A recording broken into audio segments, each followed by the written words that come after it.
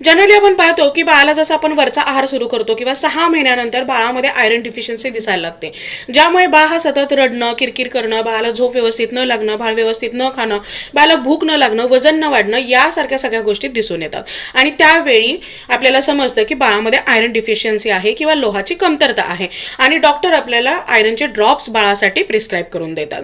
आता हे ड्रॉप्स जर बाळाच्या पुरेपूर अंगी लागावेत किंवा बाळाला त्याचा पुरेपूर फायदा व्हावा असं वाटत असेल तर पुढच्या काही गोष्टी तुम्हाला लक्षात घेणं आणि त्या चुका टाळणं गरजेचं आहे. यामध्ये सगळ्यात पहिली आणि खूप महत्वाची गोष्ट म्हणजे बऱ्याचदा पॅरेंट्स आयरन ड्रॉप हे ॲज इट इज बाळाला देतात.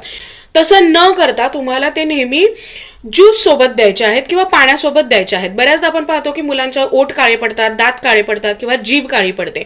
जर तुम्ही आहे असे डायल्यूट न करता किंवा कोणत्याही लिक्विड सोबत न मिक्स करता जर हे आयरन ड्रॉप बाळाला देत असाल तर नक्कीच बाळाचे दात, जीभ किंवा ओठ काळे पडणार आहेत.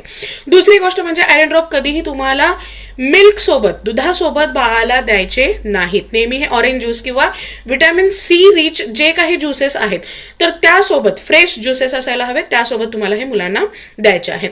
या व्यतिरिक्त जेवणाच्या अगोदर, जस्ट बिफोर मील किंवा जेवण झाल्यानंतर लगेचच हे आयरन ड्रॉप तुम्हाला बाळाला द्यायचे नाहीत.